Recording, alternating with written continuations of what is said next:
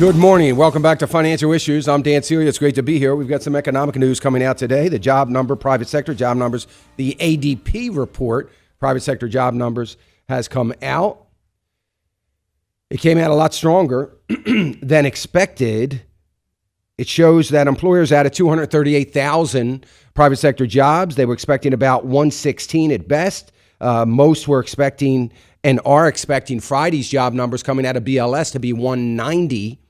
So that's a significant improvement on job gains. I told you all yesterday when I was looking at the projections, saying I thought it was going to be higher than the projections because of the part-time jobs.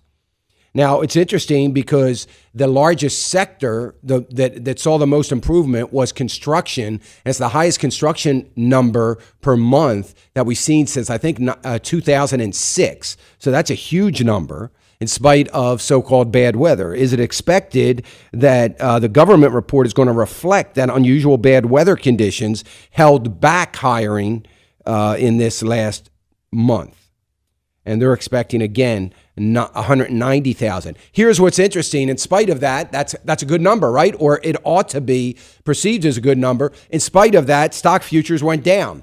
So there are some that believe, I happen to be one of them. Well, I used to be one of them, not anymore. I was up until about 3 years ago.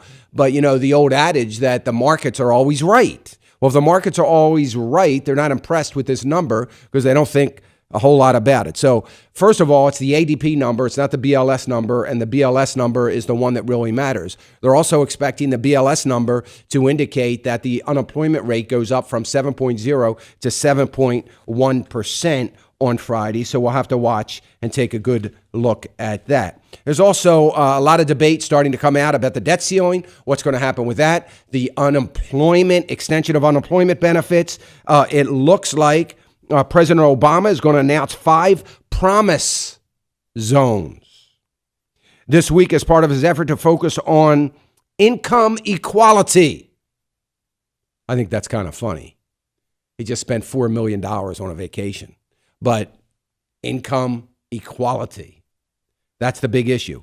And it's obvious when you listen and watch the news yesterday that the memo that came out by the DNC was everything's about income equality. That's what we're going to push. And now, in an effort leading up to the State of the Union speech, President Obama announced these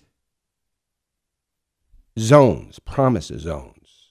By the way, the first ones are going to be in San Antonio, Texas, Philadelphia, Los Angeles, Southern Kentucky, and the Choctaw Nation of Oklahoma. They're going to be the promise zones. I don't know what are they promising. I can tell you what they're not going to be promising.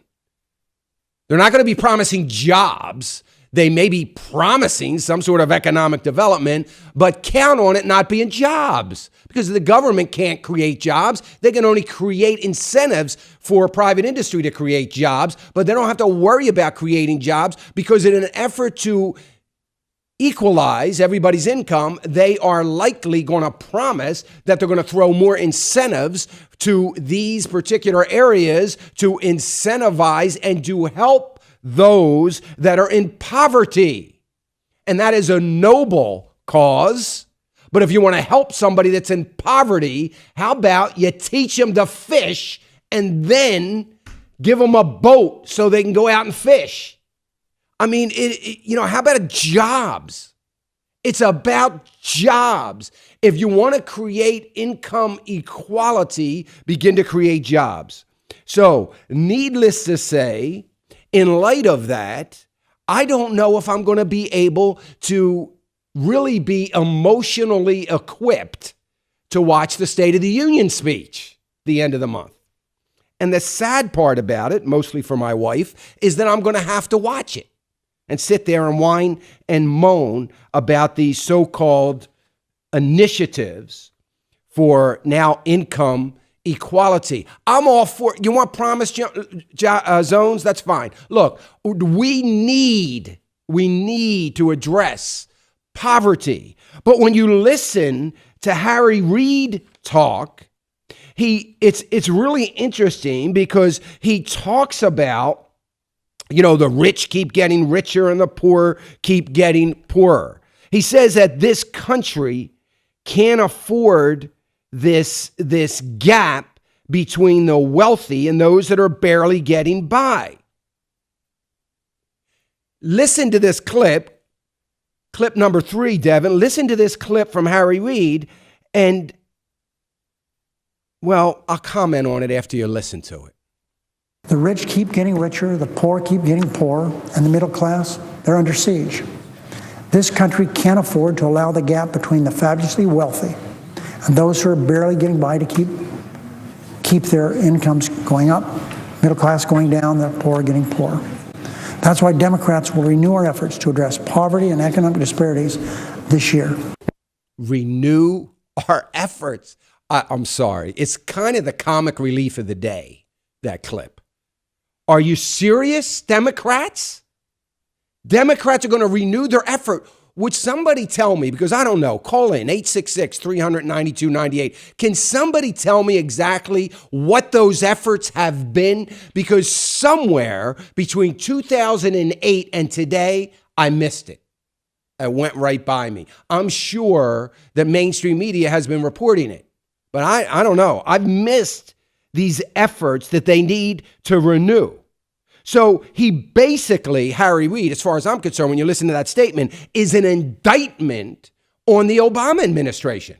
It is saying that we have seen this incredible poverty rate, continue to go up under this current administration, and now we decide we need to address it. Well, let me tell you how you're not going to address it. You're not going to address it by way of more entitlement programs. That's not how you're going to address it. You may think that's the way you're going to address it, and that may muster up some votes among your base, but it's not going to help America. It's not going to create prosperity. What the government needs to do is spend less time on coming up with promise zones and spend more time with coming up with job and manufacturing zones so that people can get to work.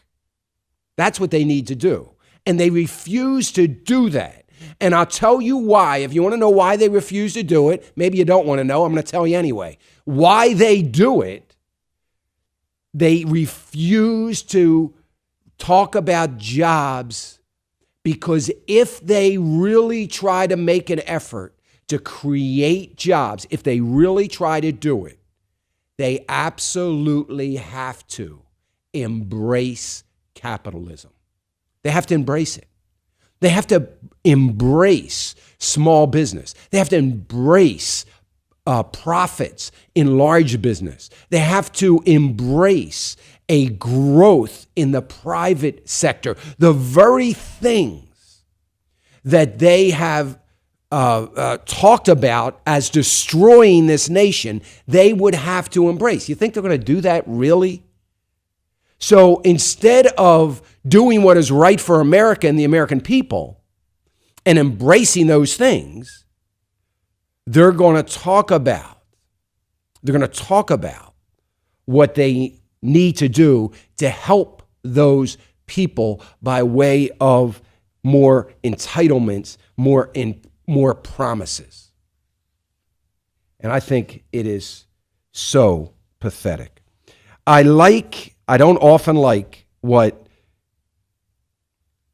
Mitch McConnell, Boehner, any of the other Republican leadership, I use that word leadership very, very lightly, but for lack of a different word, have to say. But I would say this. The problem lies, what Mitch McConnell kind of lays out where the problem lies. Clip 11, Devin. Listen to this. It's only when you believe government is the answer to all of your problems that you talk about unemployment insurance instead of job creation, and the minimum wage instead of helping people reach their maximum potential. That's it right there. When you believe that government has all the answers, and we have this dysfunctional Washington, D.C. that believes that government has all the answer, that bigger government surely has to be better than the size of government now. More spending, or as they would put it, investing in promise zones and other such things is got to be good if you increase the investment. The more you invest, the better the gain, right? Gain of what? Gain of votes?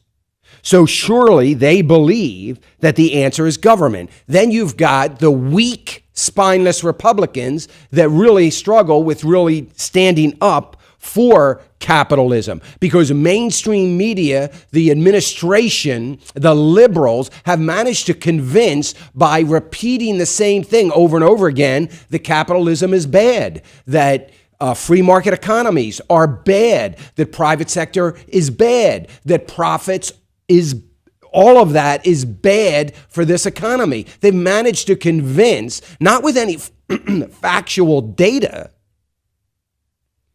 but they've managed to convince everybody of that because they've said it so many times, surely it must be true.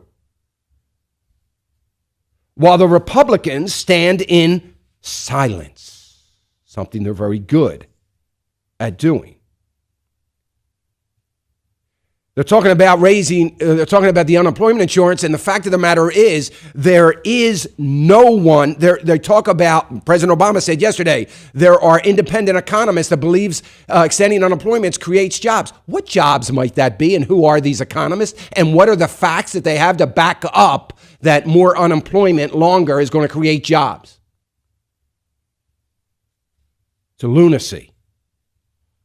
I don't want to throw anybody that's been long-term unemployed under the bus, but let's create some jobs. Charles Krauthammer, do we have time to get this in? Charles Krauthammer said this yesterday, very, very good point. Says it, of course, better than I can. Go ahead. It shouldn't be about whether it increases the deficit or not. It's a fairly small amount of money, and that's not the core issue. The core issue is creating an entitlement. This has never been considered an entitlement. And you go down to this road, Sperling says now is not the time. 4.5 years into a recovery, at least as defined by the administration itself, is not the time. If not now, then when? I mean, what we're going to end up with a European level of unemployment, chronic unemployment, subsidized. And the fact is that if you subsidize apples, you get more apples. If you subsidize unemployment, you get more of it. And that's what the economic studies show. I mean, there it is. There's the economic studies right there. And if you continue to subsidize this, you're going to get more. But I like what he said. The only thing I would disagree with that he said is that he said this is going to lead to chronic unemployment. I think we're already there.